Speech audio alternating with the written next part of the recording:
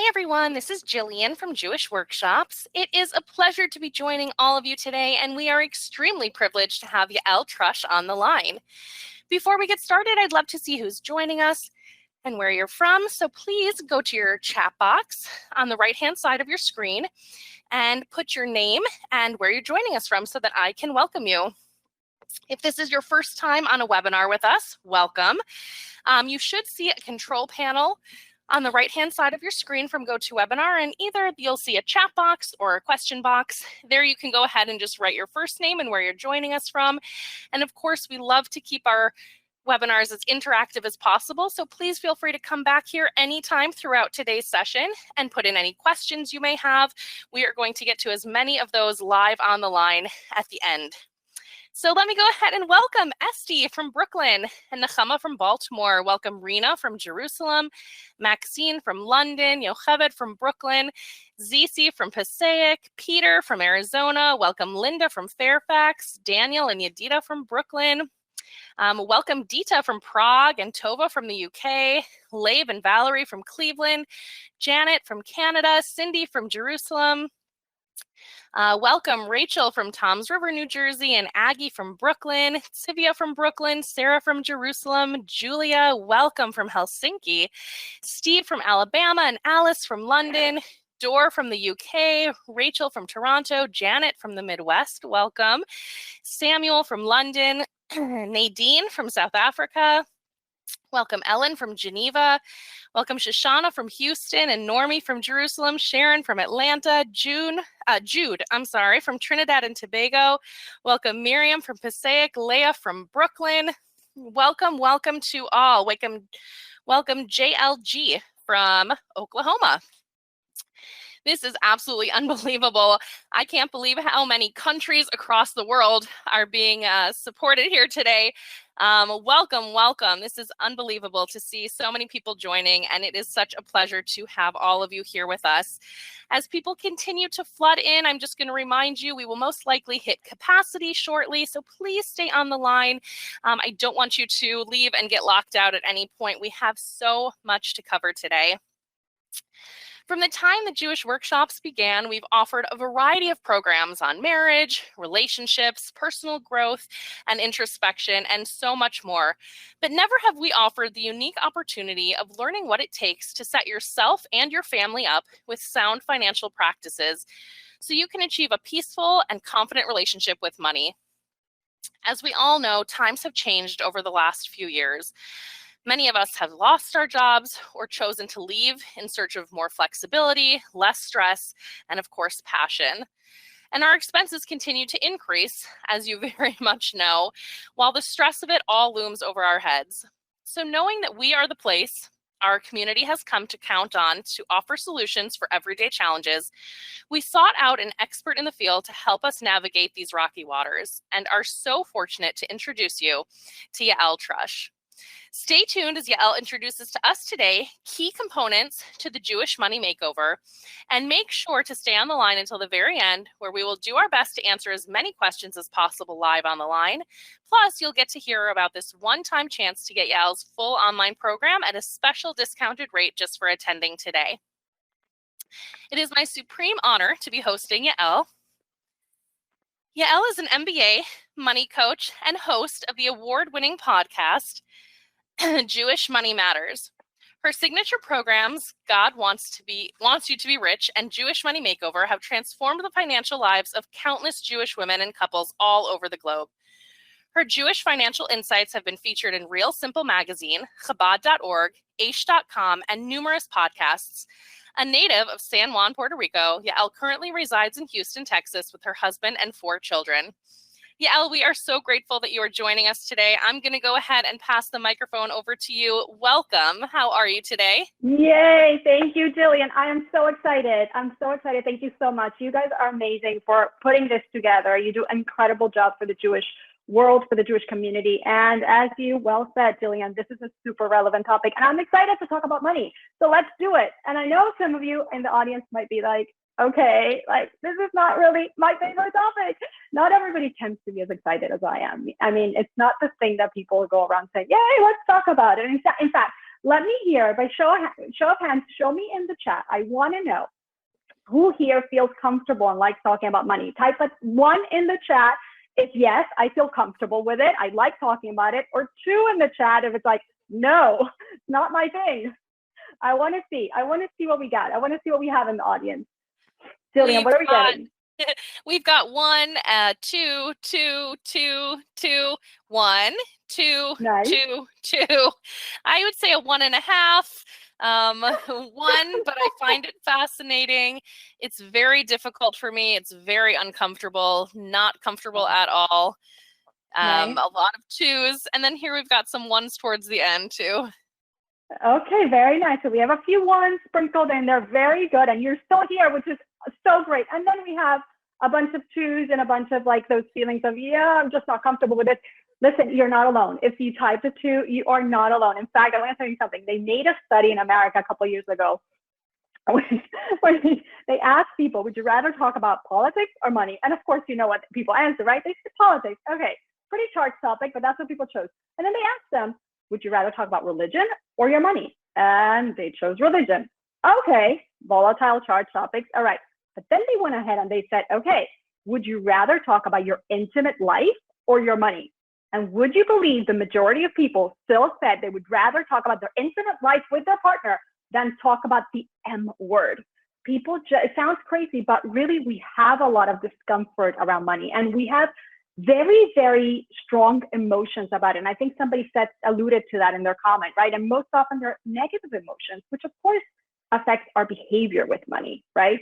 In fact, I want to ask you, in one word, let's see, give me one word that you would use to describe your relationship with money. Or if you're on a phone and you can type an emoji, those are always fun. I don't know if you could do that here, but give us one word. I always like doing the emojis because I think it's funny. Give us one word that you would use to describe your current relationship with money. Let's see. Grateful, stress, shame, spend, confusing, anxious, poor, grateful, Nice. ignoring, stress, worry, fun, stress, poor, fear, inconsistent, anxious, I want to save more, love, hate, oh my gosh, apprehension, yes. Anxious, burden, uncertain, worry, stress, confused, grateful, never enough, not deserving, scared and worried, try to avoid it, hate the money. I love these answers. Thank you for the honesty. And I also love that we got a sprinkle there of gratitude, like throughout, right? Because it really speaks to the fact that we're Jewish people, right? And everything that we're going to talk about today really is going to be framed in a Jewish context. But yes, for most of us, the relationship can be very rocky. It's anything but smooth. And at best, it's like somebody said, a love-hate relationship, right? And at worst, it's avoidance, which I think somebody said, it's like we bury our head in the sands and totally avoid it. Or it's a necessary evil. It's like, if I could get rid of it, I would, you know? And I want to ask, you know, I also think about this, like, can you imagine God blesses you with your body, your health, your food, your children, and your attitude towards any of these things would be like, oh, I can't believe I have to deal with this. Like, if I could, I would just get rid of it. I can't stand it. I'm not going to pay any attention to this, right? We wouldn't do that. We wouldn't do that, right? I hope we wouldn't do that. And we shouldn't be doing that with our money either. Now, this, of course, is not to suggest that we should go to the other extreme and become obsessed with our money and pay excessive attention to our money. Of course not. In the same way that we shouldn't do that with our bodies or our food or any of the physical blessings that God gives us. Of course not. But here's the irony. Most of us are actually spending an inordinate, ridiculous amount of energy thinking about our money. We give it an inordinate amount of negative attention. Even those of us who say, no, I totally avoid it, I totally ignore it. Really, we are giving it a ton of negative attention, as we just saw. In fact, there was a recent survey. I was having this conversation with somebody on my podcast about a recent survey that came out that it said that 50% of Americans cry regularly about money. And yes, men included, by the way. And one would think, oh, well, it has to do, maybe they make less than $75,000 a year, perhaps, or maybe they're below the poverty line. No, that's the crazy part. About 40% of people who make over $200,000 a year say they've broken down or cried about money regularly. And obviously we could take statistics with a grain of salt, but I think we know anecdotally, and I know from my work, and I know from the answers that you've shared with me, we know what I mean, which is that we tend to worry about it. We tend to stress about it. We fight about it. We argue over it. We're constantly thinking we don't have enough, like somebody said, or how to make more. And the amount of negative attention that we end up giving money is a lot more than we would care to admit. And it's really the opposite of the kind of attention we're supposed to give this wonderful God-given resource. And again, it has to do very little with how much we actually have. I've seen this in my coaching practice. I have people that come to me, they're making $500,000 a year plus, and they're still crying about money. And there's people who are making less than $100,000 a year, and they're still crying about money. So the reality is that the amount of negative attention we give it is astronomical regardless. And so the question is why? Why? What's going on here? And there are several reasons we could pose, but I think they can really be summarized in three core reasons that I want to share with you today. Number one, I think the condition of exile, of galut, which is something that we're it's front and center right now, very much top of mind because we're about to enter Tisha B'Av. We're in the 9 days, right? And I'll explain what I mean by this in a second. Number two, lack of a financial education. And number three, lack of a Jewish financial education. So I want to start with the first one and really explore this, the reason why I feel like we have a rocky negative relationship with money, and we think we've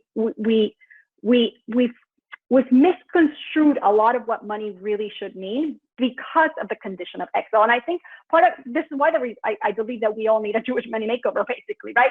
I really believe that a lot of the discomfort that we have with money, with abundance, with wealth, has a lot to do with this exile, the fact that we've been out of our environment, out of the presence of like what is our truth for thousands of years. Like if you've noticed, we've adopted many perspectives and many behaviors in all areas of life: marriage, intimacy, business, parenting, the way we eat, the way we dress, the way we work, that are really more reflective of other cultures' views than they are of Judaism, than they are of what God expects from us, or the blueprint for life that he gave us.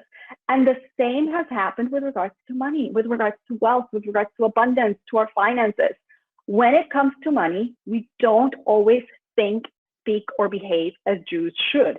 And the truth is, if we think about it, it's so refreshing to go back to the Torah's view on money, because the Torah has never been squeamish or ambivalent or overly negative about money. Really, from a Jewish perspective, there's nothing wrong with money. Money is not intrinsically good nor bad. It actually is a neutral tool that the creator of the world has given us in order for us to fulfill our potential in this world, in order to serve him, right? That's why we're here, in order to follow his blueprint for our lives. And like anything spiritually neutral, of course, it can be elevated, and of course it can be degraded. Through our power of free choice, we can use it in amazing ways, in true partnership with the creator, or God forbid the opposite, right? In other words, my friends, there is no shame in money, because money is not an end. It's never an end. In Judaism, money is never the end. We don't ever consider it an end. It's a means. A means to what? To serve God in this world, to serve God in his world, to follow his blueprint and fulfill our potential. We need money. We all know it. We need money to make a dwelling place for God in this world. That's what we're here for, right? In this material, physical world. I mean, mitzvot, they're physical, right? Aren't these points of connection between human and divine physical? And thus, what do they require, for the most part? Money. So again, the Torah has never been squeamish or ambivalent about money, and neither should we. Neither should we. If we think about it, God promised us tremendous amount of wealth when he made a covenant with Abraham, our forefather, right? And he fulfilled that promise when we left Egypt and we crossed the Red Sea. And what's mind-boggling is like, what was that wealth needed for? What was it used for? It was to build a magnificent home for God. And by the way, isn't that what we're doing till today? Isn't that what we're here doing? Making a home for God in this world, right?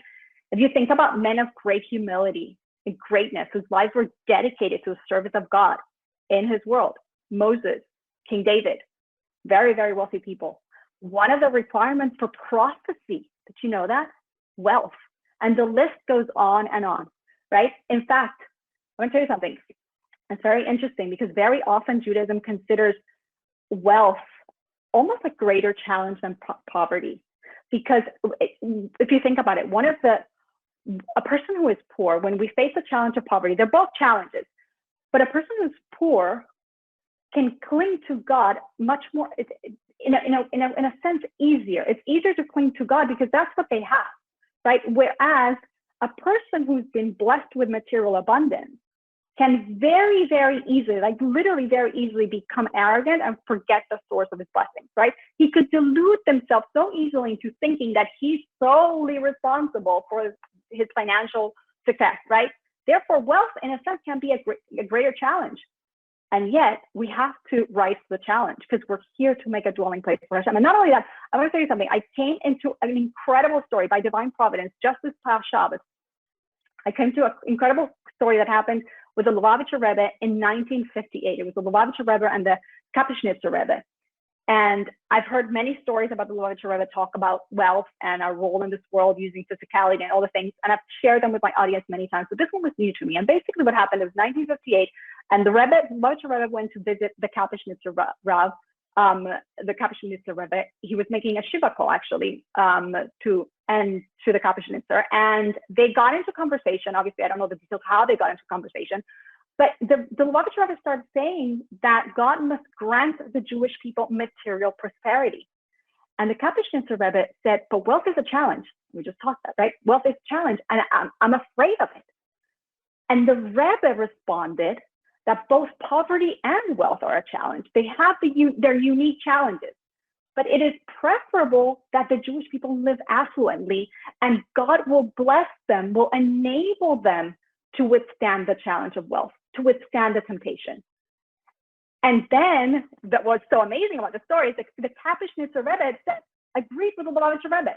And again, we have to keep these things top of mind because there are many stories about the blessing of wealth and the true purpose of wealth, okay?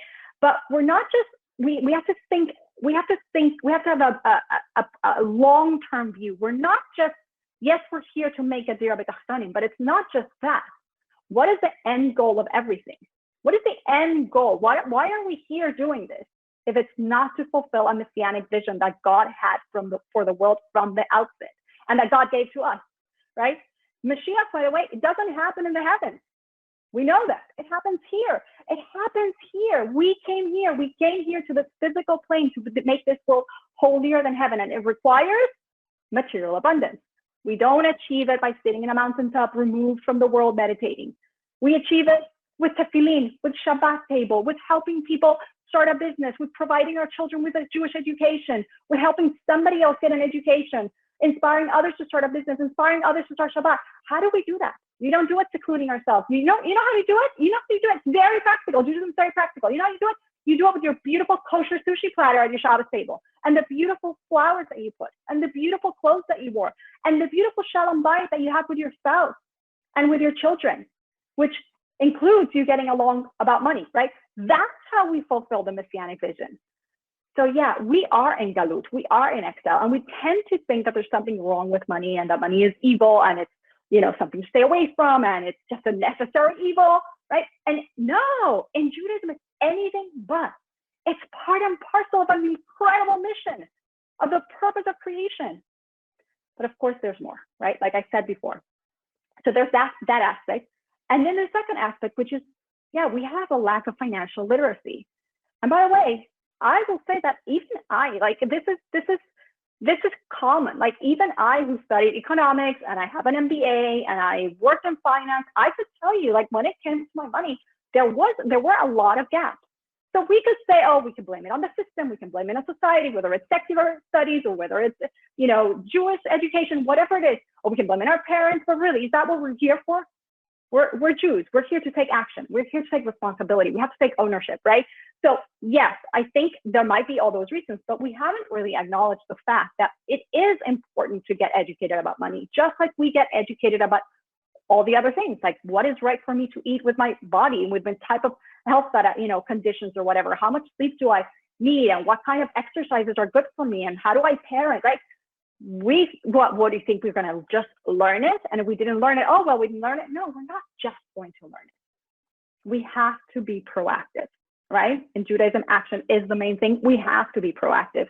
When we say ignorant about money, something that we will need throughout our lives, we will need it to serve Hashem, to serve God, right? It's inescapable. I'm sure you've noticed. I mean, last I heard, buying kosher food, buying tefillin, hosting guests, putting up mezuzot, giving tzedakah requires money. When we stay ignorant about how to manage our money, it's inevitable that we're going to have a rocky and pretty stressful relationship with it, right? So we have to learn how to manage. Otherwise, I say this all the time. I'll give you one example of clients. Like sometimes I think like, oh my gosh, like I don't want people to end like this, but I'll give you an example. Let's call this couple Avi and Miriam, okay? A wonderful young couple. They were expecting their fourth children. Unfortunately, they really hadn't mastered, and they didn't feel confident managing the money. They really didn't know how much came in and out. They didn't master like how to manage the money really. And they had a lot of debt, not necessarily toxic debt in terms of credit card, not a whole lot of that, but they had borrowed a ton of money from family. Plus they were taking help continuously, monthly from parents. They had no savings, no long-term investments. And they had a very hard time communicating and planning for their money together. And this, of course, was having an impact on their relationship. And not only on their relationship with the family members who helped them, on their relationship with the self-esteem. And that's very often overlooked. And it's very, very important. And dare I say, even on their relationship with God. I mean, I can't speak for sure about what goes in a person's heart, but I can tell you, despondency, bitterness, definitely no simcha. Right? If do Hashem b'simcha, serve Hashem with joy, not there, not anymore. All because they had a rocky relationship with money in the first place. But it gets worse. Okay, this same couple, and this is a financial literacy piece. I mean, it played out in so many areas. But this same couple, due to that lack of literacy and comfort with money and money management, really they got influenced by other people who did not know their financial situation at all. The real situation, nor the stress that it was causing in their marriage.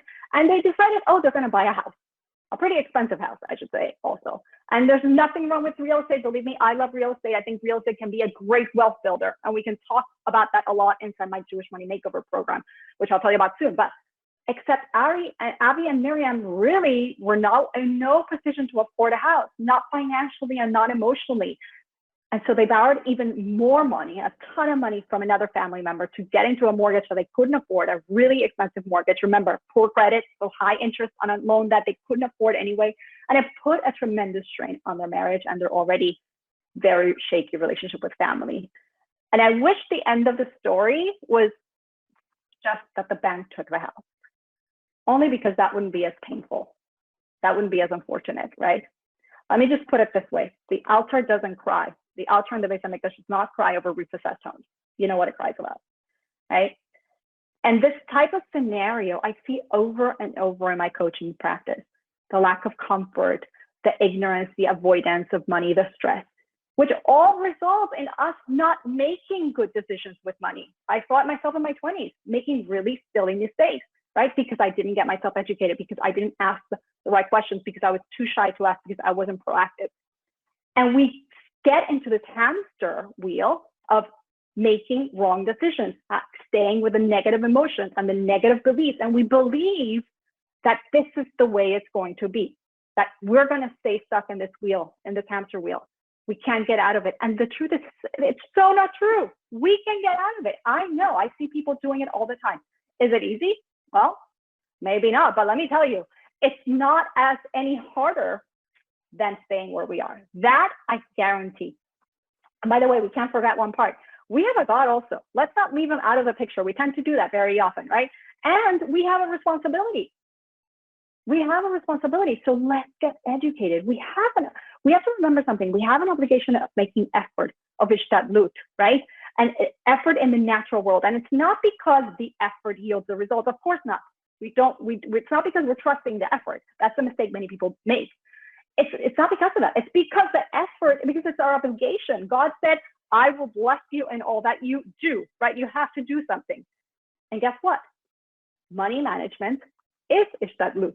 It's effort. Financial literacy is ishtadlut, period. It is. It's part of our obligation as children of God in this world, right? You'll be given a resource. You'll be given a blessing, an amazing one. God gives it to you, but let's keep to our obligation. Let's manage it. Let's manage it to the best of our abilities. Let's learn about it. Let's engage with it. And let's do it with simcha and in a positive way, because it's part of serving Hashem. It's part of serving joy.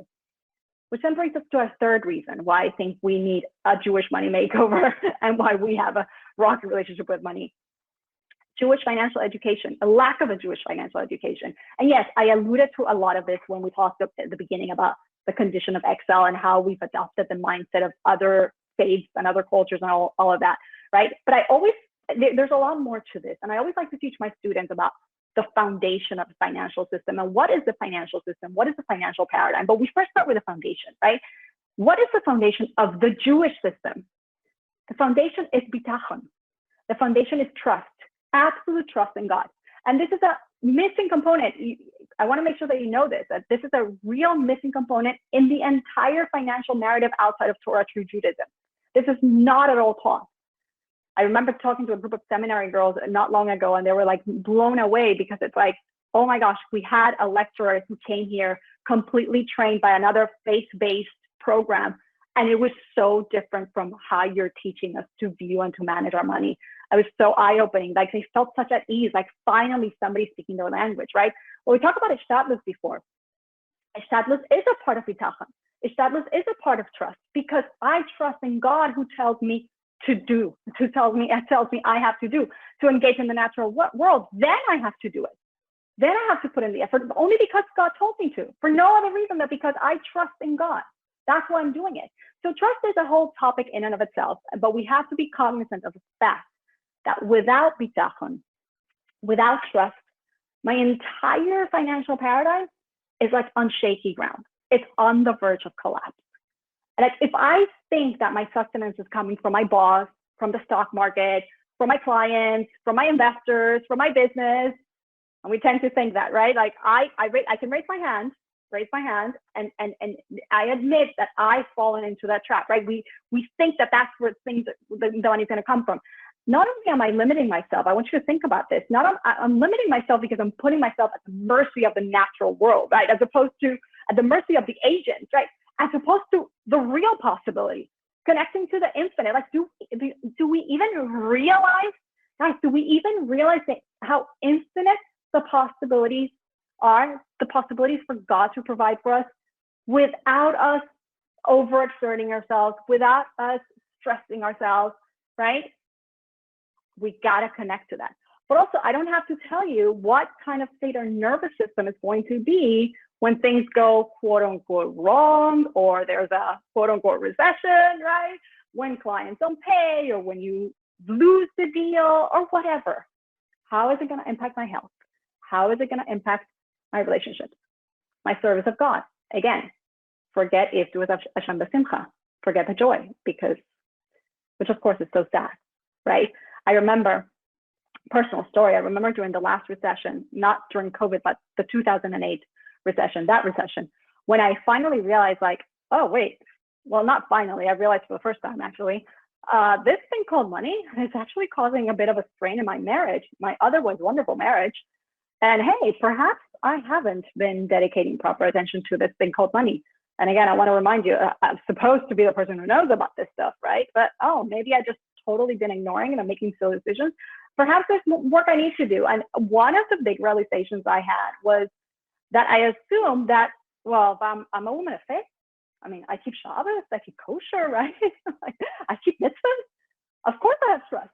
Well, surprise, surprise, little did I know, I really wasn't a master of trust. Not that I am today, but at least I worked on it continuously, right? There's work that needs to be done and it's on a continuous basis, but there's a lot more to this because I want you to think about something else. It's not just about the foundation. It's not about the trust, but it's also, and we're going to expand on the paradigm, right?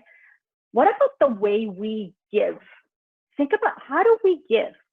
You see, this is, again, something that happened to me. And I know you're familiar with this. Like you see when people run into a quote unquote a crisis, or there's the financial downturn, right? The first initial instinct, the first thing to go out is charitable giving. That's the first thing we tend to call up. And I'll make an embarrassing confession. That was true in my life. Like, that was how we operated. That's how I operate. I mean, isn't that the way to do it? Like, see, for example, before the recession, my husband and I used to give. And perhaps one could say even generously. But I actually realized that there was a major flaw in our giving. And it's that we didn't have a system. We didn't give systematically. The system was more like, if and when I have, we'd give, of course, right? Meaning, oh, well, if I went to Thailand, we used to live in Asia then. If I went to Thailand on vacation, well, we don't really have extra this month or this quarter, well, we can't give, can we? So once there's a crisis, once there's a recession, hey, this is a recession, it's a crisis, we can't give. And this might make financial sense, but it certainly does not make Jewish financial sense. And I want you guys to get this. See, there are 4 ways in which we can allocate our money. We can save it, we can invest it, we can spend it, and we can give it. Yeah, we can all agree on that, right? Those are the 4 ways. And in strict financial terms, that last one, giving, usually happens after everything else.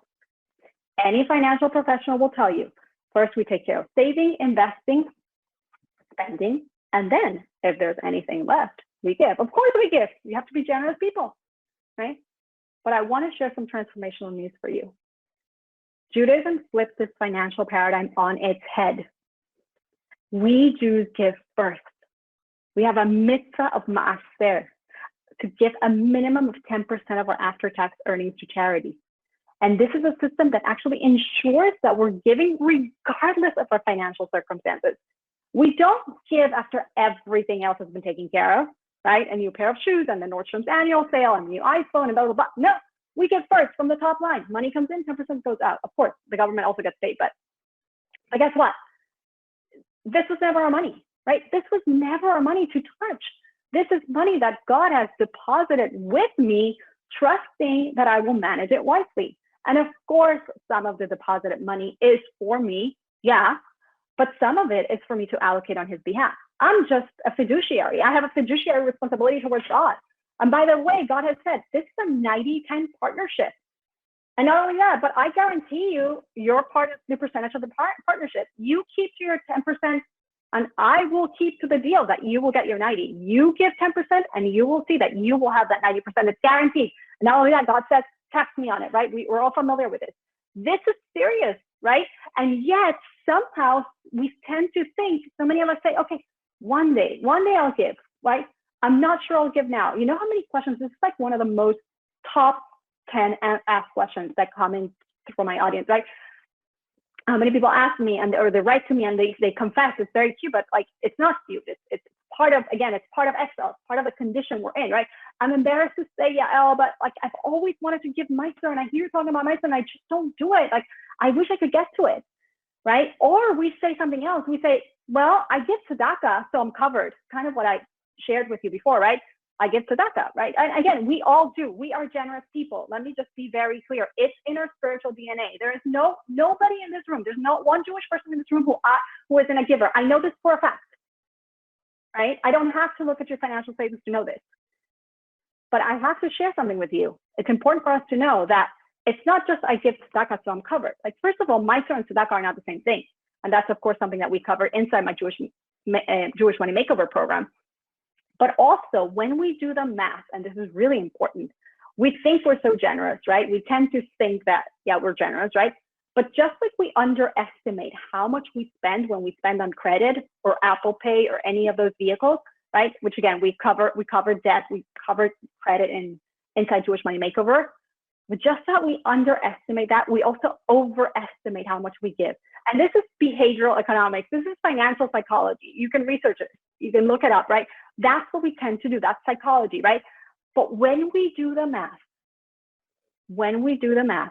if you take the average American Jewish family and you add up all the donations, you know, to the shul membership and the federation and the Friends of the ICF and the JCC and the Women's Shelter and all these wonderful things, right? In the best of cases, you get to 5, maybe 6% of after-tax income. I couldn't believe it when I researched this. I couldn't believe it when I talked to Rabbanim about this. Only when we start doing this systematically do we actually get to the minimum required 10%? You don't just get there by randomly giving. And again, this is just behavioral economics, right? This is something that requires a system. It demands a system. That's why there is a Jewish system for it.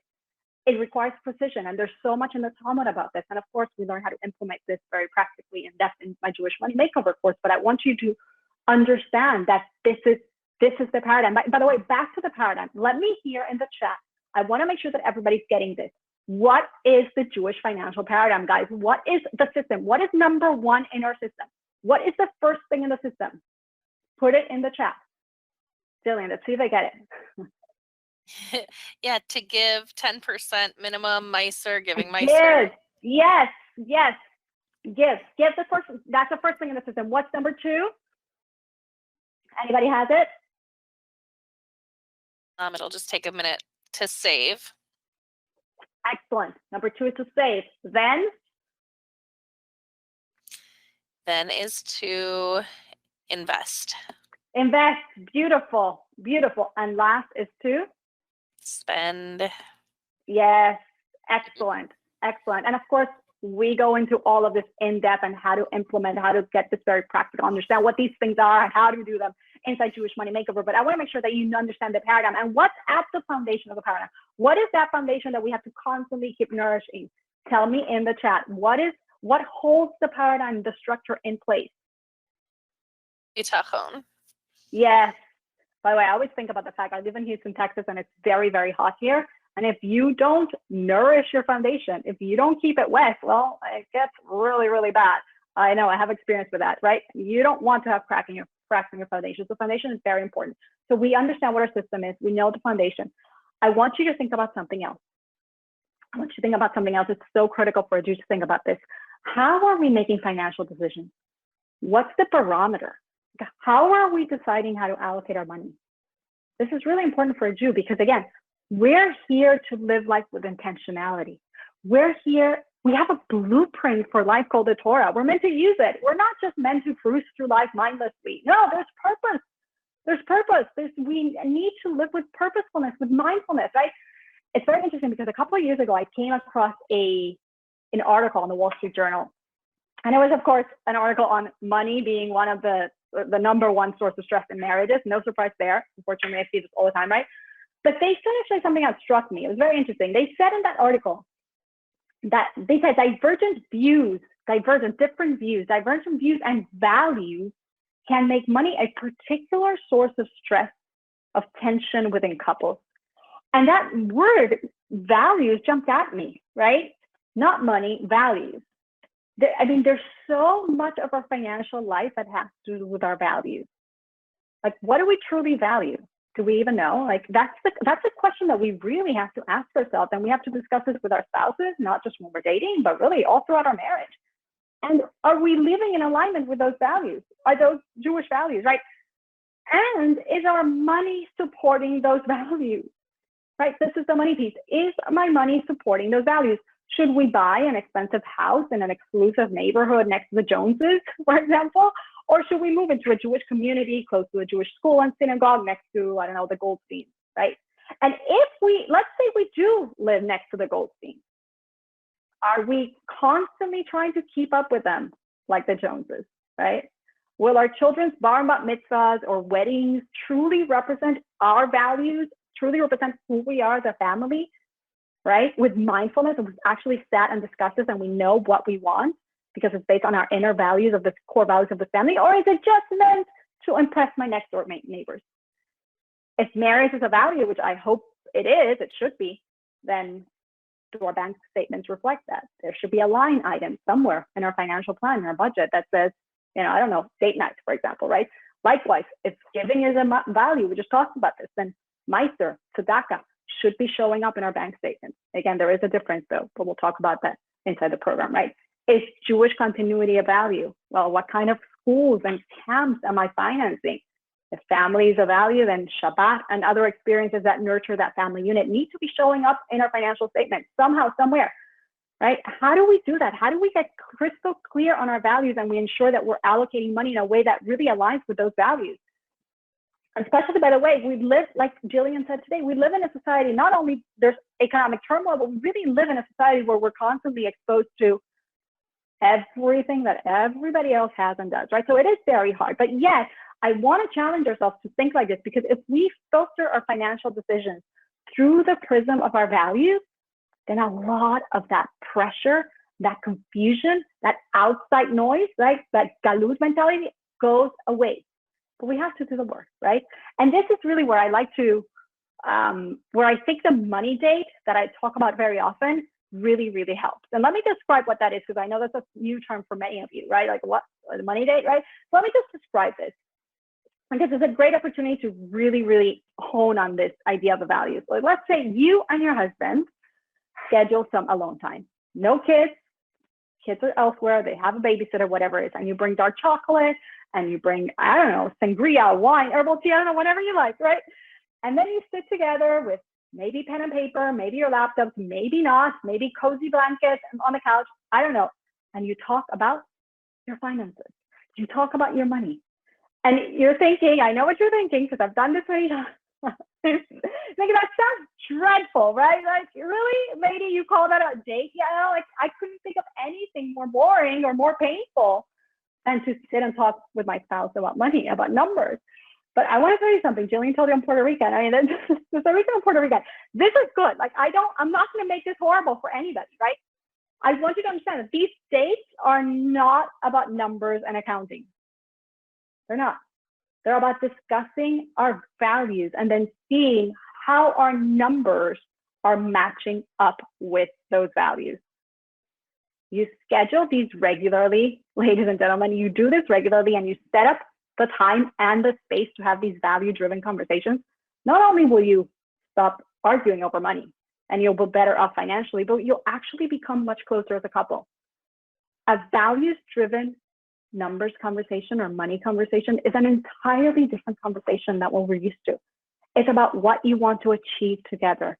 It's about what God wants from you and your family. It's about how to fulfill your mission and how to make your money support that mission, right? What are we financing? Again, I wish we could have like a bold letter neon sign right now flashing in front of us, Jillian, that says financial statements are value statements.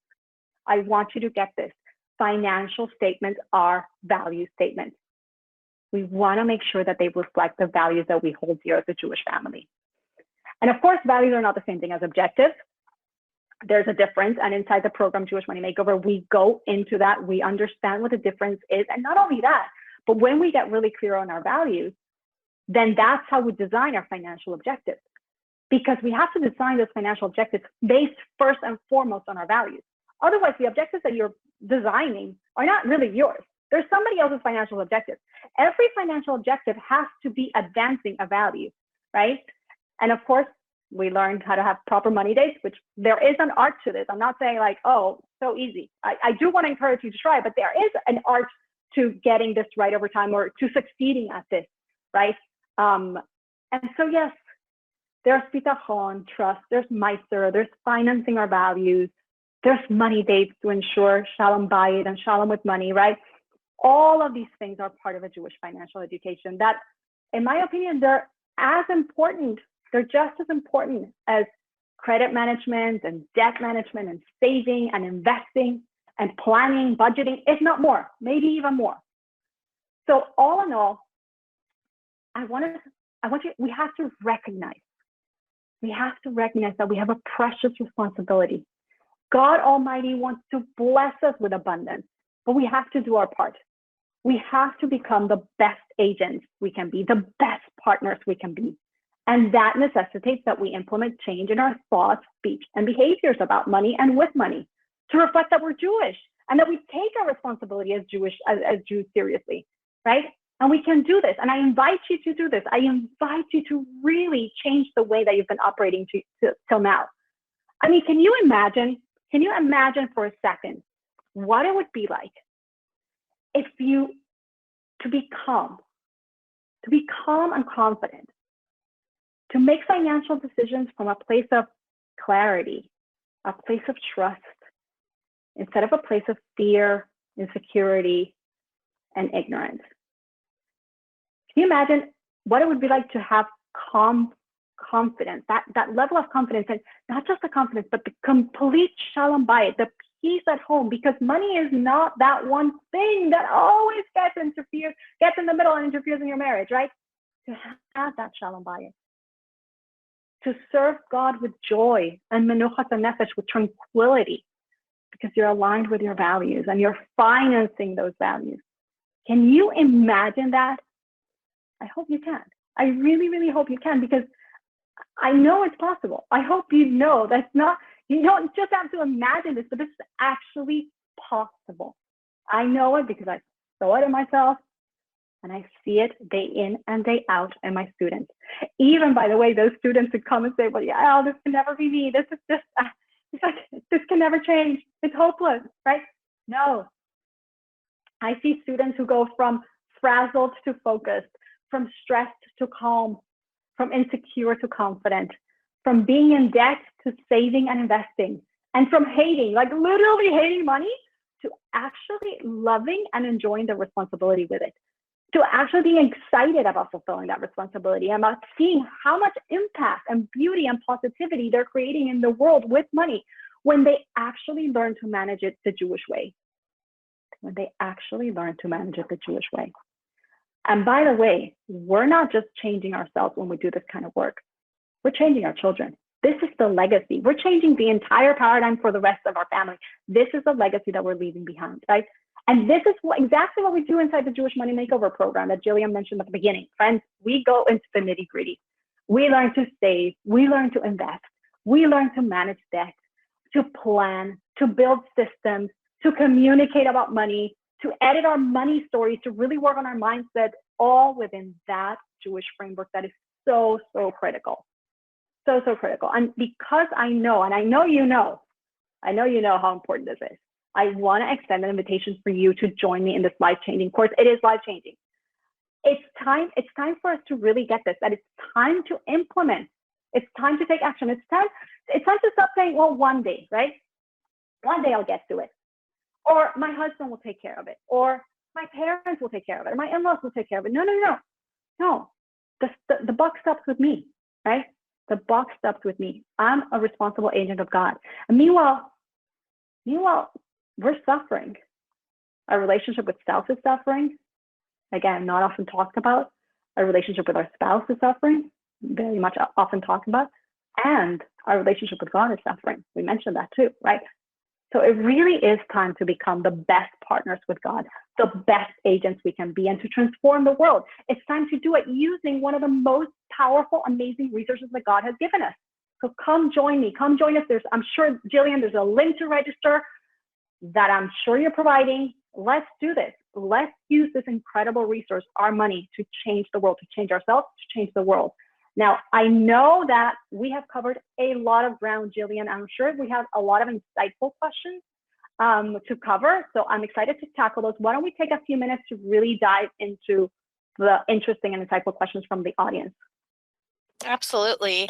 I want to go ahead and answer as many questions as possible live on the line. And we also are obviously going to give more information about the course. I see people coming in and saying, yes, how do I join? Give me more. So we will do exactly that. Let me go ahead and tell you a little bit more about the course, everything that's going to be offered, how your journey can continue over the next several weeks. And then we will definitely get to these questions because there are some really good ones coming in. And please, again, feel free to add any questions you have. We will be answering those in just a few minutes.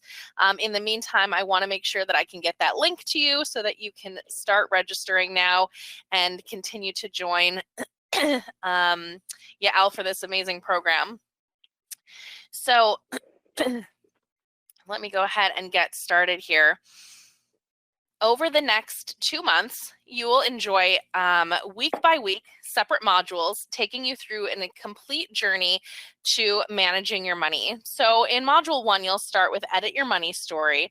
You'll be so familiar with your money story that you can edit it, deciding what you want to keep, change or replace. You will learn the mindset techniques. You'll learn the mindset and techniques to start rewriting your story. Then assess your current financial picture. You'll gain clarity on where you stand, giving you a solid starting point to design goals and objectives and implement systems. You will now be able to track your net worth and manage a budget. Followed by MICER, the best investment.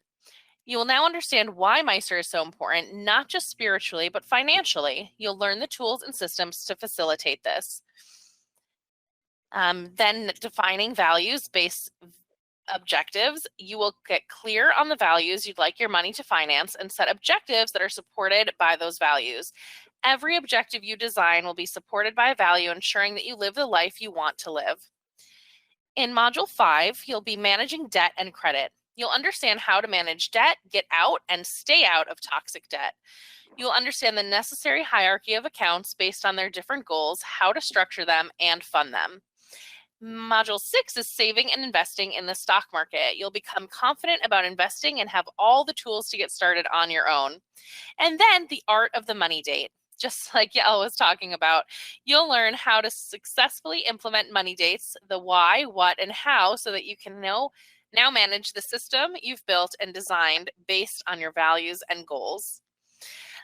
Plus, this course is unique to many we offer because it gives you immediate access to your very first class right when you register. And then each week you'll receive a new class in your own personal membership area, giving you the opportunity to listen and download at your convenience and at your own pace, rather than trying to schedule a specific day and time into your calendar. So many people have shared over the years that their schedules are packed, and that trying to make it to a live webinar 1 hour every single week is just added stress. So we've really listened to our members and listened to everything that we can possibly offer without adding more stress. We're trying to actually take that away.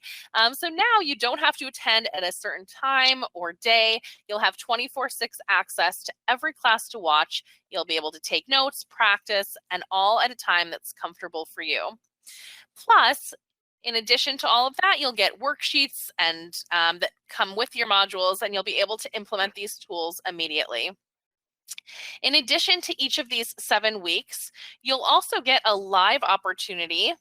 Here's the application worksheets, but you'll also get a live opportunity with a bonus Q&A class that will take place after you go through each of your modules, and you'll be able to come back as a community together to ask questions to Yael and also listen to other people's questions, because oftentimes you can learn just as much, if not more, from what other people's experiences are as well. And if that's not all, you'll also be able to get a bonus class on raising financially savvy Jewish children. That will be another live opportunity. After all of the modules are completed, you'll have a Q&A, and you can see this won't take place until November, but that will be your bonus class on raising financially savvy Jewish children, which is so important. As Yael was mentioning, we're not just building a framework for ourselves, but for future generations. Plus, not only that, you'll also have a direct WhatsApp support through a Jewish Money Makeover WhatsApp group with Yael directly. So as you're going through each weekly module, you don't have to wait till the very end to get your questions answered. You'll have a closed group of only people who are participating in the program, and you'll be able to ask your questions directly there. So again, Yael will be able to answer those questions as you go through each module, and people will continue to learn from there. Of course, our community, again, if you haven't been a member of our community before, we would love to be able to welcome you to this brand new course. But we also want to make sure you know that your anonymity is so important to us, no matter what the course may be about, whether it's, these finances or marriage or parenting. Whatever we offer, we support you 100% and definitely support your anonymity. So if you are not comfortable putting your question directly into the WhatsApp group, you can always email us directly at Jewish Workshops, and we will put that question in for you. But please know that you'll be able to still participate, even if you'd like your anonymity covered. So as you can see, with all of these bonuses, Yael will be walking you through all aspects of creating and nurturing a healthy and stress-free relationship with money. You'll have one-on-one support throughout the program through this unique opportunity to get your questions answered that you've never been able to get answered previously. And while you're working on getting your finances in order, you'll have the mentorship needed to take you through this journey successfully. But most importantly, by investing in yourself now, you'll really discover how to gain the confidence that comes from knowing you're responsibly planning your future and managing your household finances. You'll finally experience the freedom to pursue your hobbies and interests, donate to causes close to your heart, and finally take that dream vacation. You'll be able to discover the connection that comes from communicating honestly and productively with your spouse about money, saving, and your future without dancing around the real issues, and develop the courage to address your household finances with clarity and knowledge. An opportunity like this brand new and exciting course rarely comes along, where you'll get full 2-month program, including a live Q&A and a supportive WhatsApp group, all run by a one-of-a-kind mentor and money coach to ensure that you receive the full guidance you deserve. You'll get in this full package, just to remind you, the 7 master classes that will be delivered to you weekly. You'll get the bonus of raising financially savvy Jewish children. You'll also get access to the direct WhatsApp support group. You'll have charts, spreadsheets, exercises, and homework that are all go with the modules to help you implement all of these tools immediately. You'll have your own personal membership area where you can find all of your materials and easily access them 24 hours, 6 days a week. And of course, all of your questions answered directly by Yael through that live Q&A session at the very end. So a package worth well over $1,000. And I know, again, we are trying to work on finances. We are trying to make it as accessible as possible. So we have put payment plans in place. And we, as I mentioned at the very beginning, are offering a special discount for you attending today. So instead of paying $1,100, we are actually just charging $697 for this entire package of 7 weeks of modules, plus that live Q&A, which is that 8th week at the end. Plus, you'll get your bonus class, plus the direct WhatsApp support group, which is so much of Yael's time, but we really appreciate her support walking you through this journey step by step and hand in hand, because it's so hard to think that you're going to take a module and then just go off and have to implement it on your own. No, we're really here for you, and the entire group will be so supportive.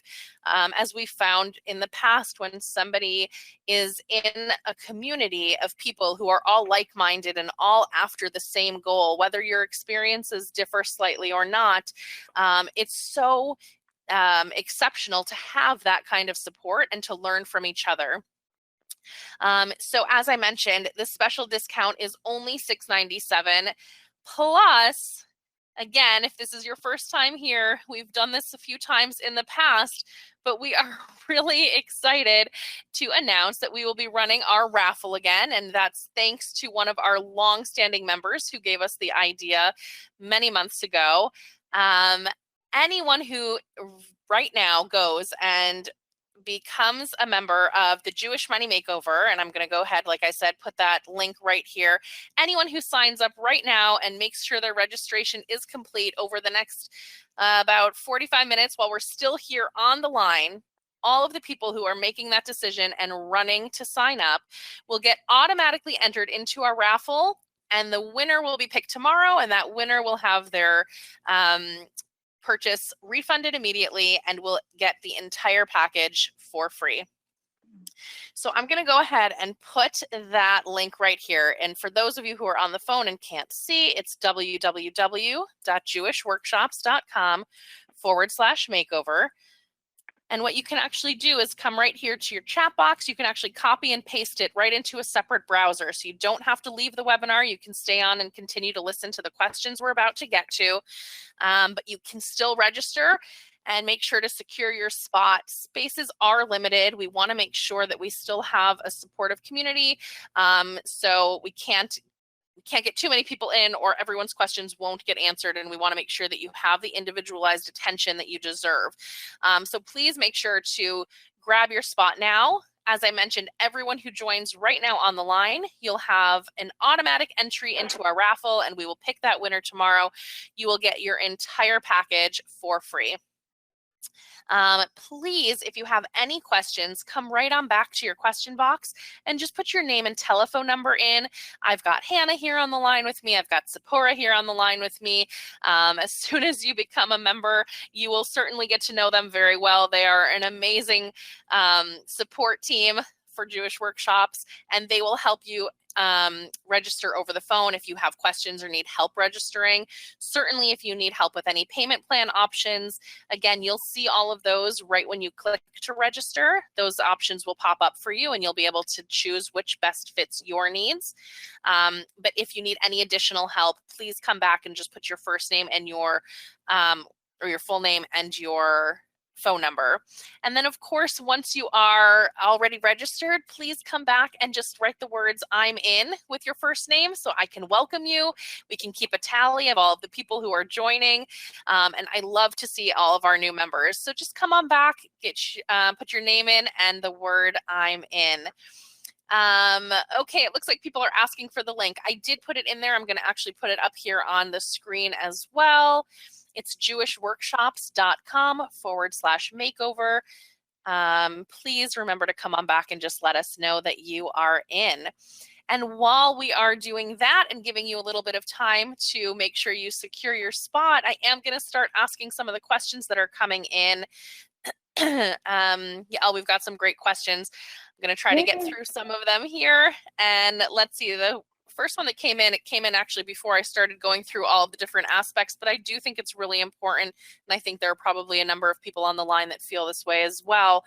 I rely totally on my husband for our finances, and I don't understand anything. That causes me great insecurity. If I'd understand more, I'd feel more independent and enjoy it. Will this course help me get to that place? Yes, exactly. That's exactly where you'll get. And I'll tell you something else. That when you start learning, like you said, it makes you feel really insecure.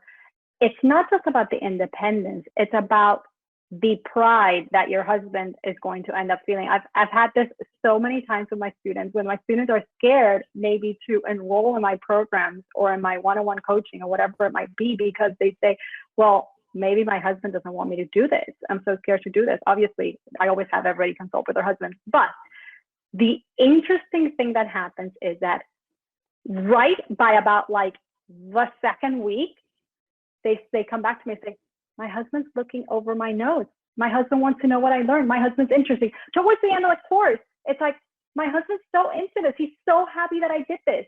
I've talked to husbands. They're so happy that their wife got involved.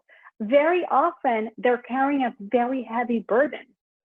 And just by us getting educated and getting interested, getting comfortable, getting confident, and being able to have those healthy, productive conversations, right? It just changes the entire paradigm. So yes, I don't know the name of the person answering the question, but yes, 100%, this is exactly what you're going to get. You're going to learn what he does, right? If he's the one doing all this stuff.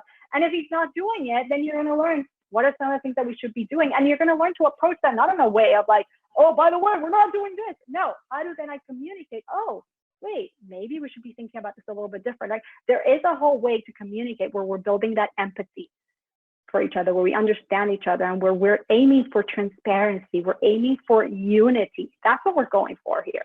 Yes, so by you getting educated, you're not just doing something very, very good for yourself, but it's also for him. It's very good for him. It's also good for your marriage. It's also good for your children, right? I don't have to tell you that women change everything, right? We are the change makers, right? And I know we have men in the audience, but men can admit it too, right? So yes, definitely, this is what you're going to be getting. You're going to be learning about these things and getting the confidence, which is going to reflect onto your husband. It's going to be so healthy for him, and it's going to be so healthy for the relationship. Amazing. Thank you so much. I want to go ahead and welcome our brand new member, Cindy. Congratulations. I Yay! think that you clicked the fastest of everybody. So thank you for registering, coming back and letting me know. I have to go ahead and welcome Rena as well and Esty.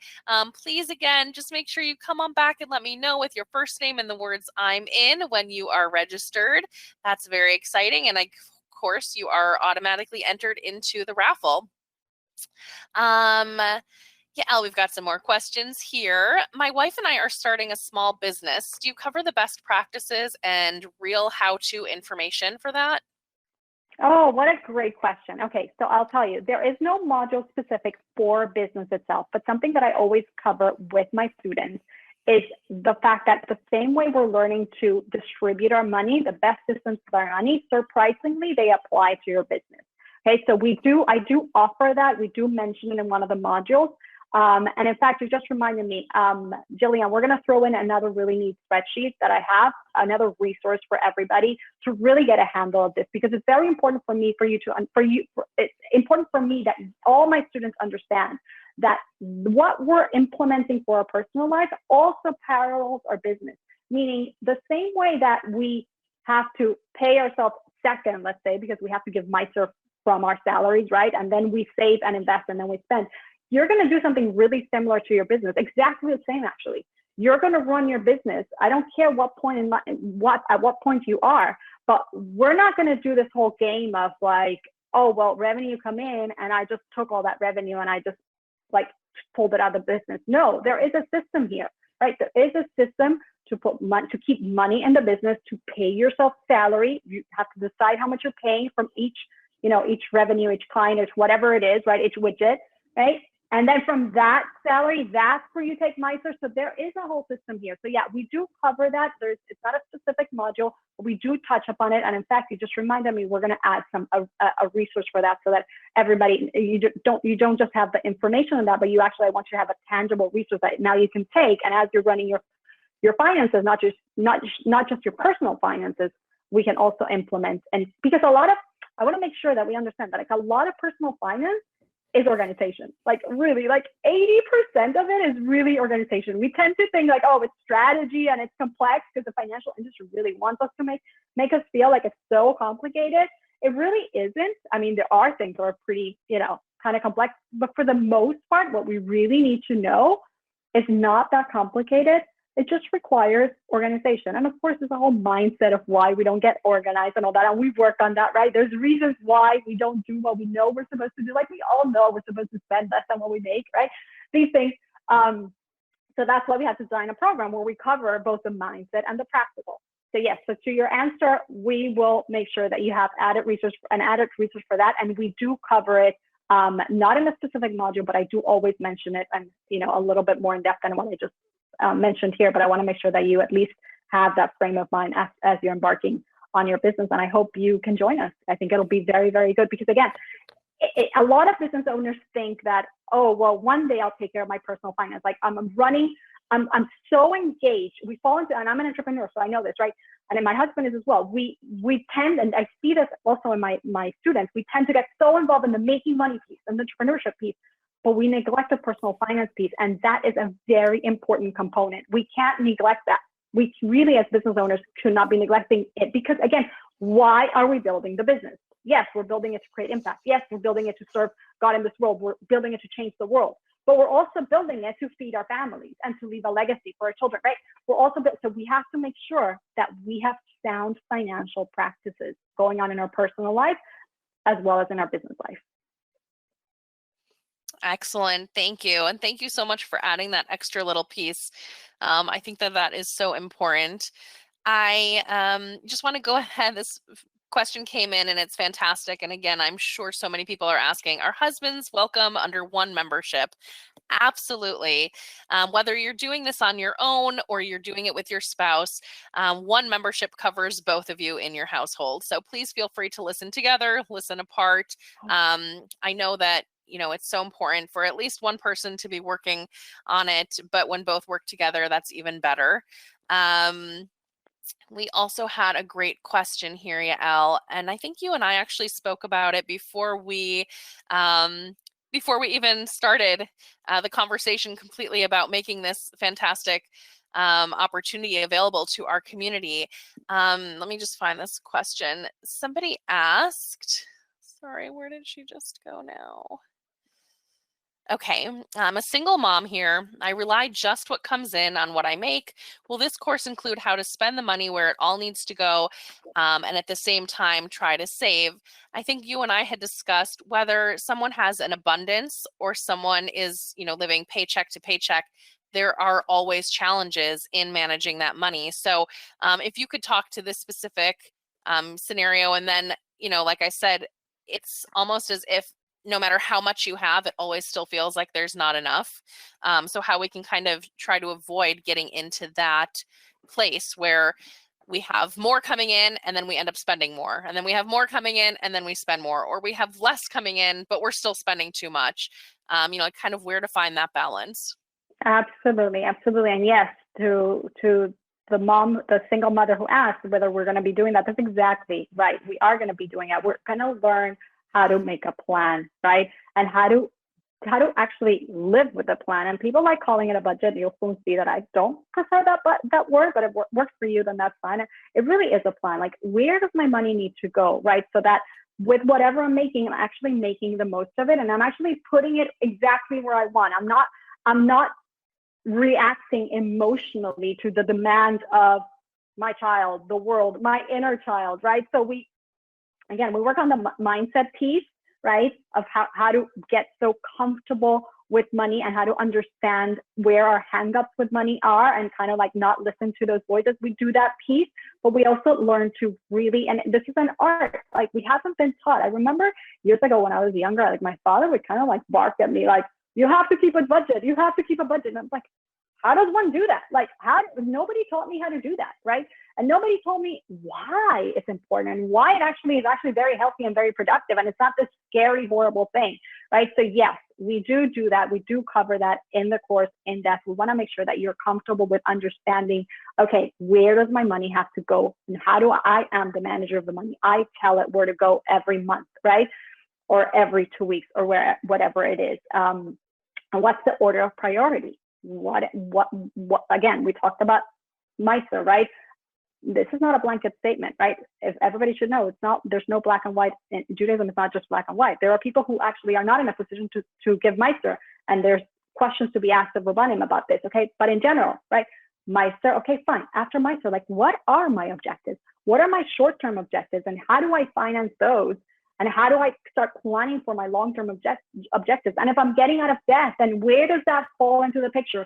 How do I mesh all of this in? Because again, there's objectives that sometimes stack up against each other. So we have to get clear on how do we balance that out? And that's why, again, this is an ongoing conversation. I want to make sure that, like Jillian said, you're not left on your own. Like, I'm here to guide you. I'm here to walk you through this. I'm here to answer your questions, as is the community. You're all going to be working on a lot of these things together, and you're all going to feel like kind of like the emotions that come up. I want to be very honest with you. Like, sometimes the emotions the resistance is going to show up, and that's why we don't just give you a video and a bunch of videos and leave you hanging, because I know the resistance comes up. I know the emotional piece is so important. So in order to get to the practical piece, we have to constantly be working on the emotional, and that's what I'm here for, and that's what the community is also here for. When you know that you're not the only one, when we're normalizing these emotions, we're normalizing these thought patterns, and we're cheering each other along as we're achieving milestones, and we're making little progress, little wins, every baby step, every little thing that you do, every worksheet, every video, like that is like, oh my gosh, another win. Oh, I can do this. I'm good at this. I'm actually a responsible person. I'm taking ownership. Oh, I'm not as scared of my money as I thought. Do you see how now the thoughts are so much more positive? Do you see how you can start feeling so much more confident, right? Especially if you have people cheering you along and right, allowing you to stay in that place of positivity. Thank you so much. That's really, really helpful. And I'm glad that people can hear how supportive you are. I think that that really means so much. I have to go ahead and welcome our newest members. Haley, welcome. Congratulations. Excuse me.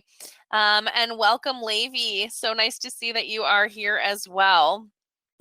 Please, like I mentioned, come on back and let me know when you are registered. I would love to be able to welcome you. And again, just want to remind you, while we're here on the line, everybody who buys will get automatically entered into that raffle. So make sure to grab your spot while we're still here. I think this is actually a really great question. I want to make sure that I can address it. If Hashem wants you to be in a state of poverty, how can you change that if that's what Hashem wants? If you are in a lot of credit card debt because of trips for simchas and making weddings and eating out with your husband, these were spends that aligned with your values, but you didn't have the cash to pay for it, so it was put on a credit card. How do you support your values and still stay out of debt? Well, that's such a great question. And we would need like 3 hours to address that question, right? We need 3 hours. But the truth is that getting in line with our values, again, is not a justification to getting in debt. So when we do the work, we've got to make sure that, again, what is the cost of that debt, right? Was that really worth it? And if now I say, yeah, at that point was worth it, okay, so now what do I want to do about it? Do I want to keep accruing it, or do I want to work on it? And most often we come to the conclusion that it's time to work on it, not because, let me say it like this, because we have other goals.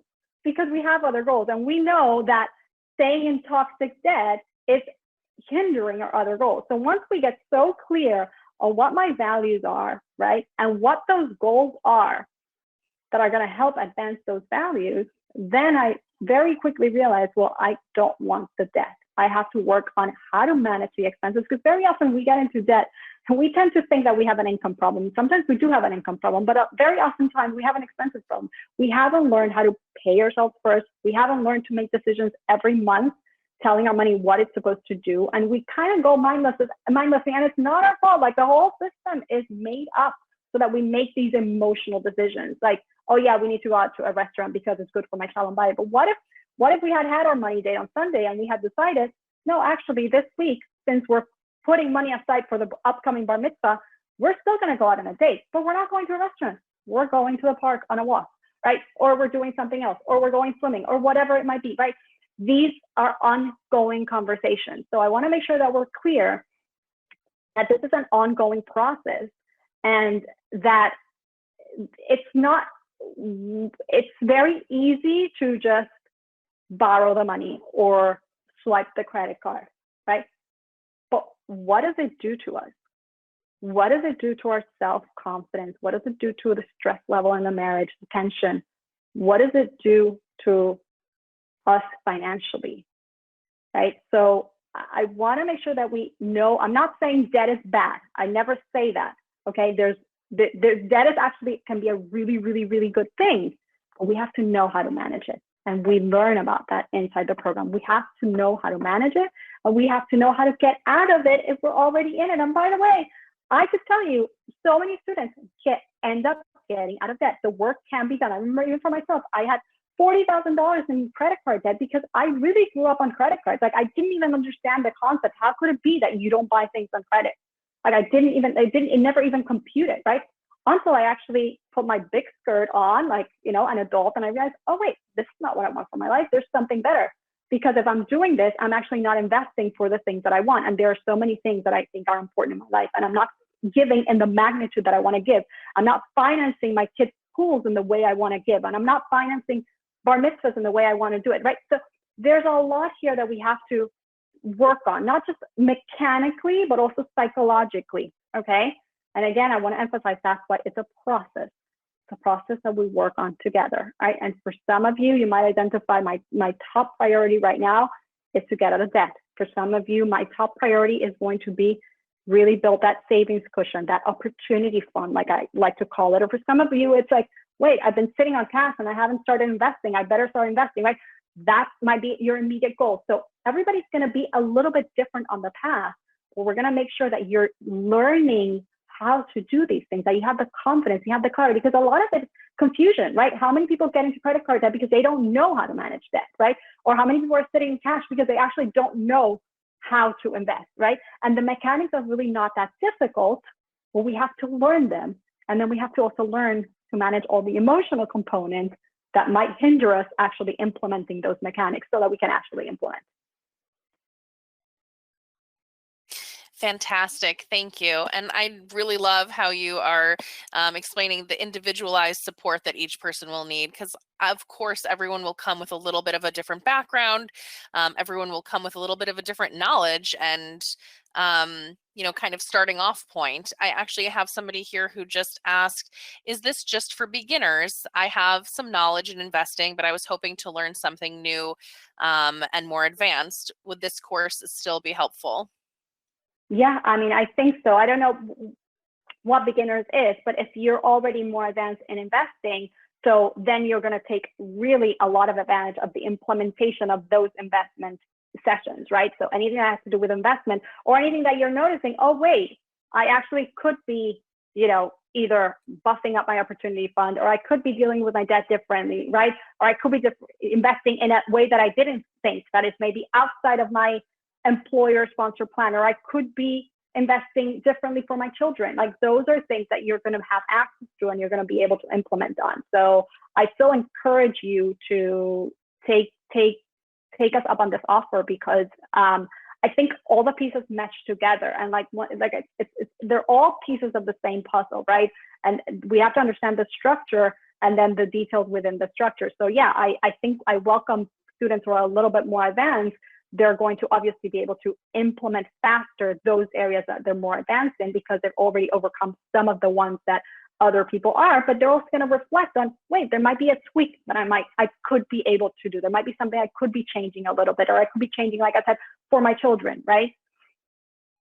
Amazing. Thank you so much. Welcome to our newest member, Elisheva. Welcome to Yvonne. Great to have both of you. And I can see so many more people have questions, and they're putting their names and their phone numbers in. So please be patient with us. I know you're also interested in hearing all of the rest of the questions being answered. So just stick around and have your phone available. As soon as we're finished with the webinar, you'll get a call to help you register. And of course, if you're putting your name and your phone number in here and registering once we're done with the webinar with a call from Tzipora or Hannah, you'll still be entered into the raffle. So please don't worry about that. If you need help registering, if you're having difficulties, I saw somebody write that the link wasn't working. Oftentimes when people are all going at the same time, sometimes the traffic can cause issues. Please just be patient, try again, or put your name and telephone number in. We'll help you register right over the phone and make sure, like I said, that you still get your spot in the raffle. I wanted to answer Sivia's question.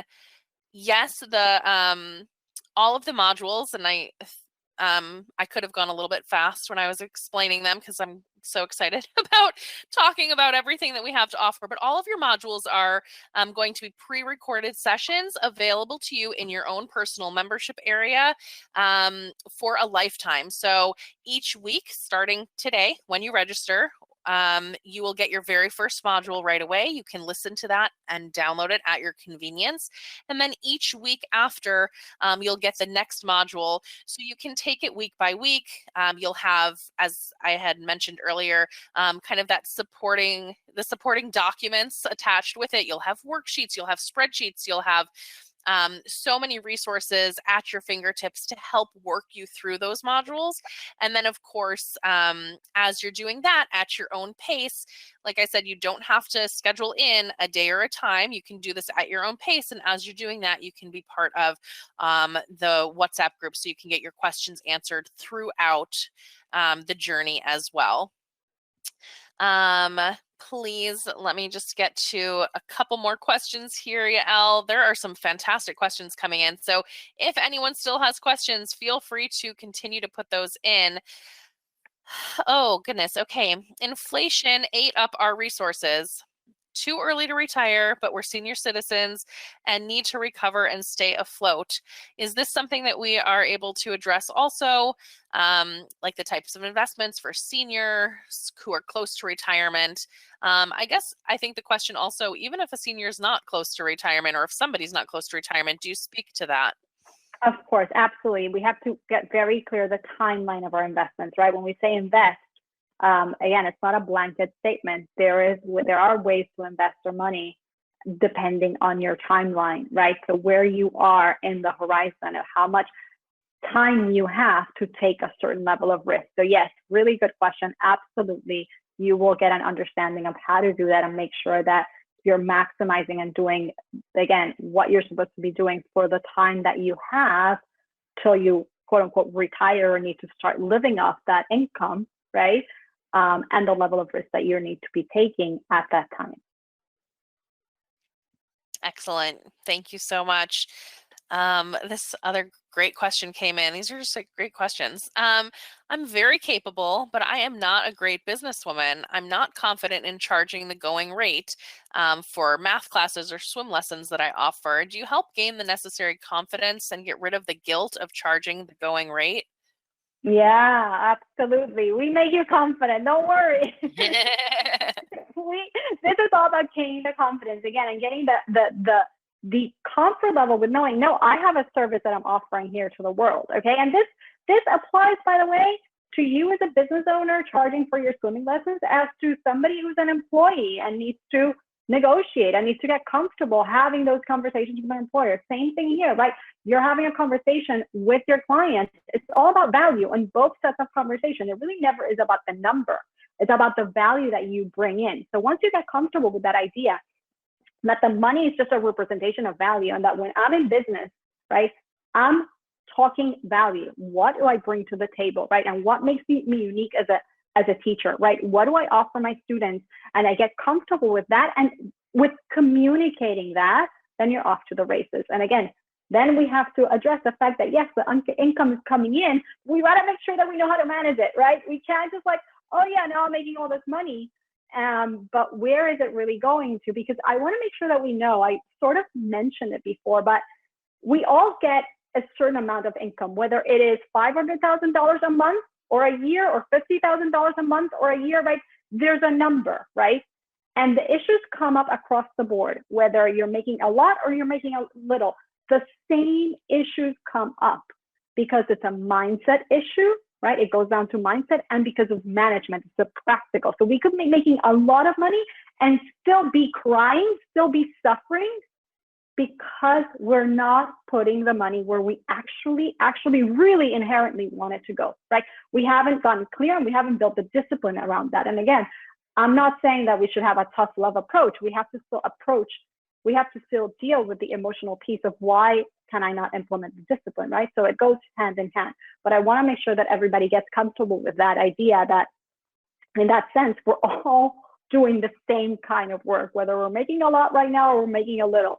And the better we get at managing our money, the more confident we are with it, the less squeamish we are about it. And the more we do the things that God wants us to do with our money, then of course, God is going to keep on blessing us that money is going to continue to grow. Because, hey, now I'm showing God, oh, I'm an active agent.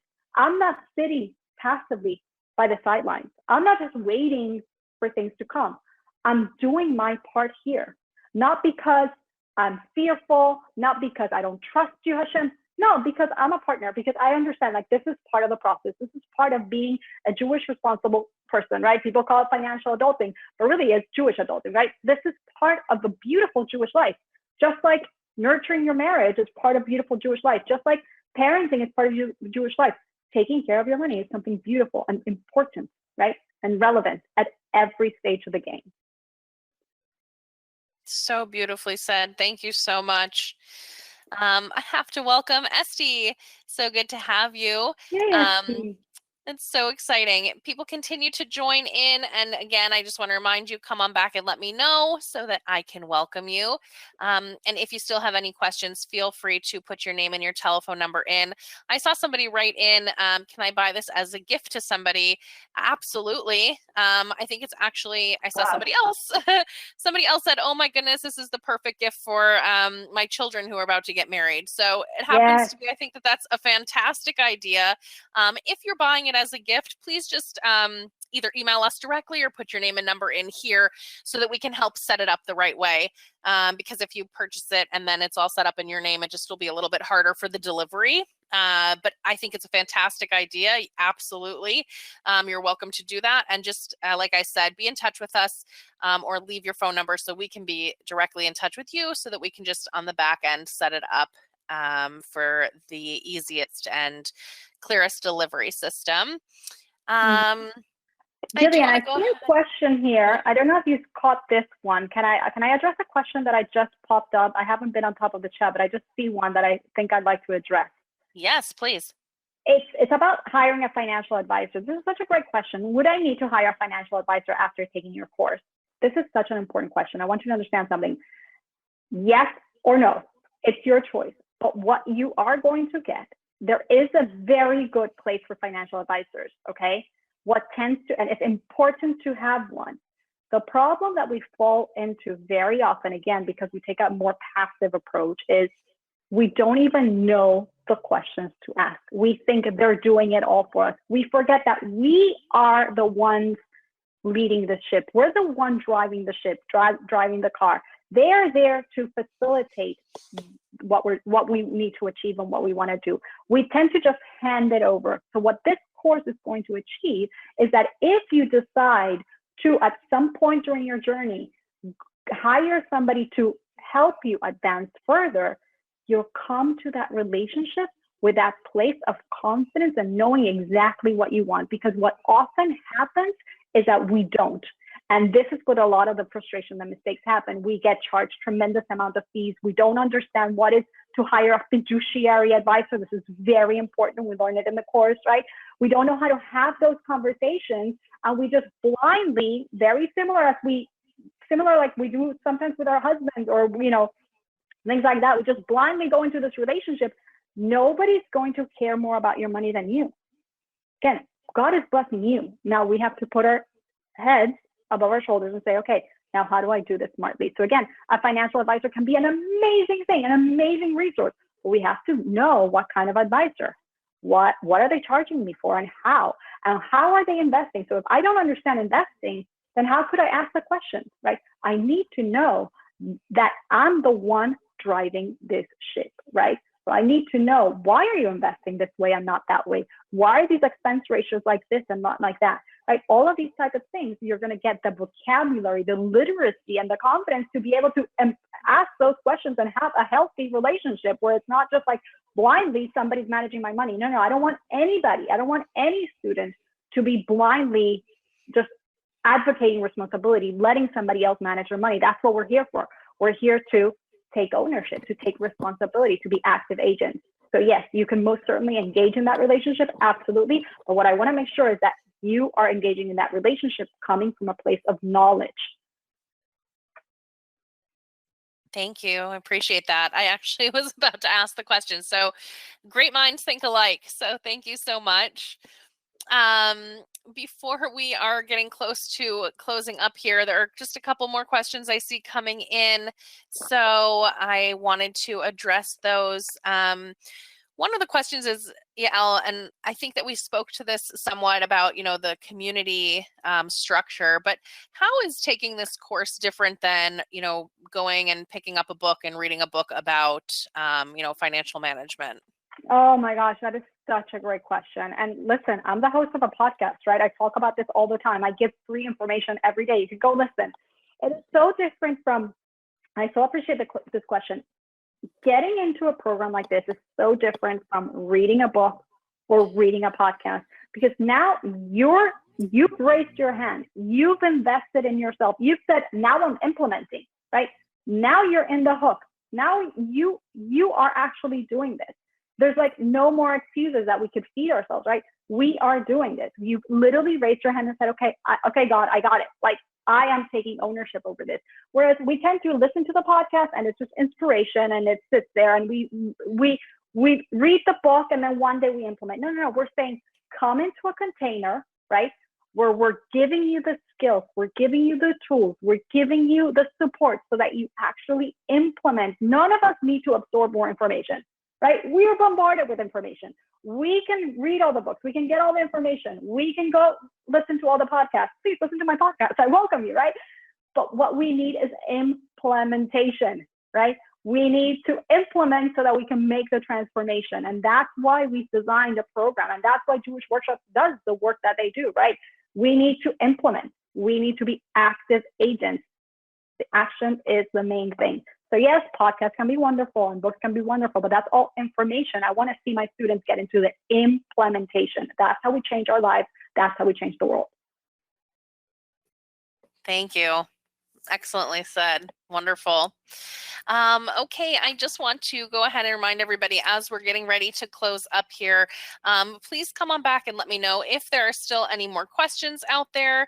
We're happy to go ahead and answer those. If you still need help registering, please, before we close up, make sure to get your name and your telephone number in here so that we can help you. Once we close up, I won't have that information.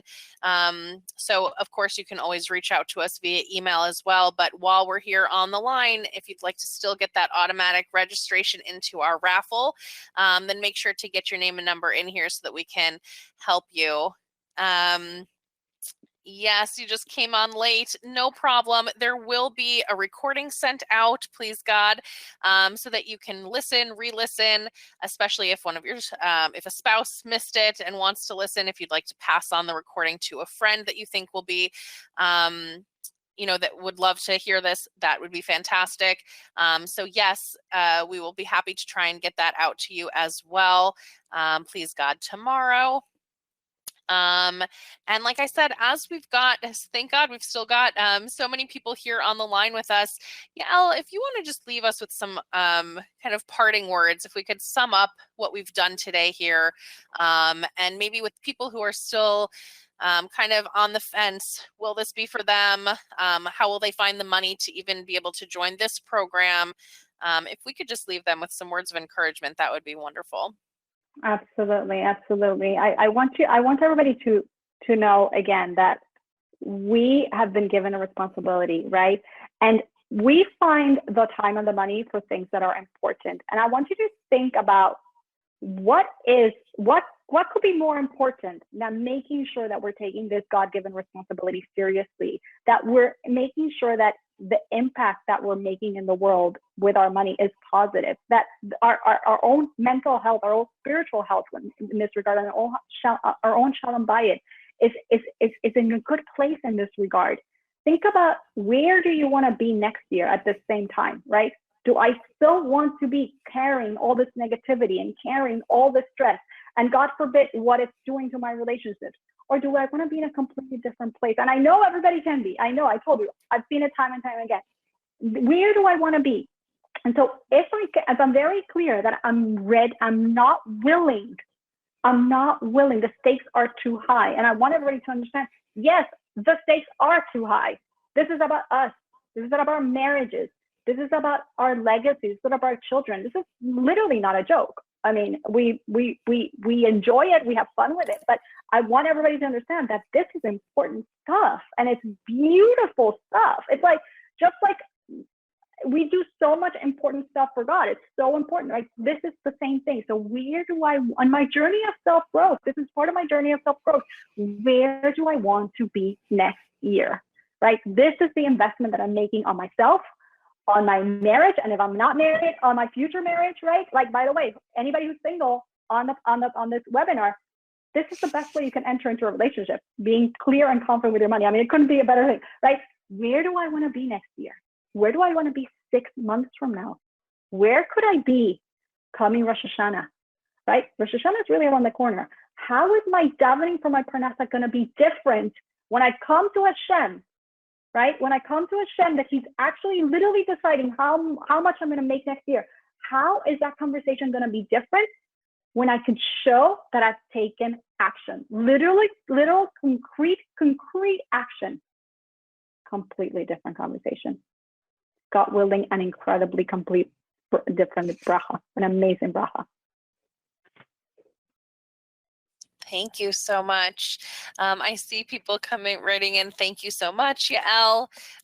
Really so wonderful. Thank you to everyone from all over the world for joining us today. Thank you for spending your time with us. And thank you, Yael, for taking the time to be here. I think that you really opened up all of our eyes to a whole new mindset and a new way of thinking. We've definitely got so many people here that are very excited to continue on with you. And I would love to see, some more spots being grabbed. So I'm going to go ahead and leave this webinar open for just a little bit longer. You won't hear us or see us anymore, but you will be able to put your name and your telephone number in just in case you still need some help registering. And of course, if you want to reach out directly, you can email us at jewishworkshops@jewishworkshops.com. We're more than happy to answer any questions there as well, or call 718-736-2925. But I just want to leave everybody with a big thank you. You could have spent your time anywhere else, and we're very, very grateful that you spent it with us. Thank you, Yael. This was so exciting. You. And thank you. Yeah. I look forward to meeting everybody inside the program. I'm so super excited. This is the best thing you could be doing. I just know, this is the best investment you could be making on yourself. The stakes are too high. The cost is too high. I'm just so thrilled and excited to welcome you all in the program. Thank you, Jillian. Absolutely. Our pleasure. Thank you so much and have a wonderful day.